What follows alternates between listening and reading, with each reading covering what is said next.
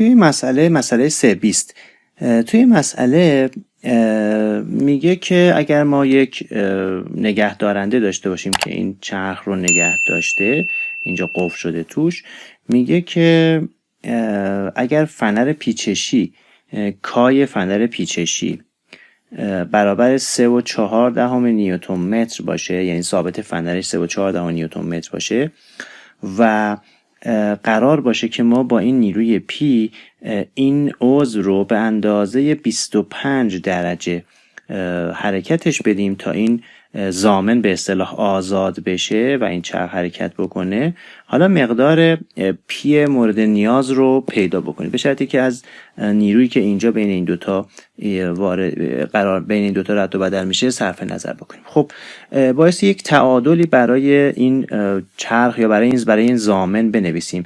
من اول نیروی پی رو تجزیهش میکنم. نیروی پی تجزیه میشه به یک مؤلفه پی کوسینوس 10 درجه و یک مؤلفه پی سینوس 10 درجه. خب اگر من بخوام این نیرو رو وارد بکنم به این نقطه آ، این فنر هم همزمان باهاش شروع میکنه به گشتاور ایجاد کردن و من بایستی به این گشتاور فنر عملا غلبه کنم.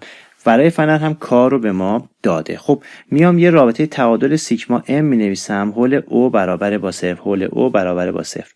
میگم که این نیروی کوسینوس به صورت پاد ساعتگرد گشتاور ایجاد میکنه، این نیروی سینوس هم به صورت پاد ساعتگرد گشتاور ایجاد میکنه و این فنر پیچشی در مقابل حرکت من مقابله میکنه. پس می نویسم پی کوسینوس 10 درجه ضرب در بازوش می شود 30 میلیمتر. پس ضرب در 30 میلیمتر، 30 ضرب در 10 به توان منهای 3 به اضافه با نیروی سینوس پی سینوس 10 درجه ضرب در بازوش رو هم اینجا داریم 20 میلیمتر. پس ضرب در 20 10 به توان منهای 3. این بایستی با گشتاور ناشی از فنر برابری کنه تا من بتونم این فنر رو در اصل بپیچمش یا این عضو تکیه این نگه دارنده رو در اصل دوران بهش بدم. پس مقدار فنر هم مقدار گشتاور فنر هم میشه کای فنر 3.4 نیوتن متر ضرب در زاویه‌ای که این فنر پیچیده میشه. زاویهش 25 درجه هست، منتهاش لازمه که این 25 درجه تبدیل به رادیان بشه، یعنی ضرب در پی 180 بشه تا به رادیان تبدیل بشه. خب گشتاوری که نیروی من ایجاد میکنه با گشتاوری که فنر پیچشی ایجاد میکنه بایستی با هم برابر باشه تا ضامن رو من بتونم نگهش دارم. خب میام مقدار پی رو از این عبارت حساب میکنم، این سمت راست رو یک مرتبه حسابش کنم، 3.4 ضرب در 25 ضرب در 3.14 تقسیم بر 180، این میشه 1/483.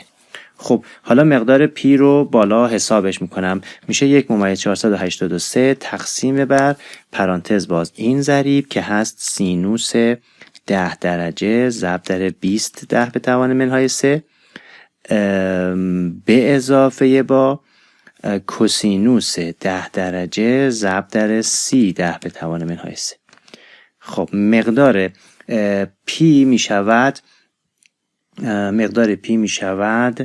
44.92 نیوتن. اگر من این پی رو وارد کنم میتونم این فنر رو 25 درجه بچرخونم تا ضامن آزاد بشه.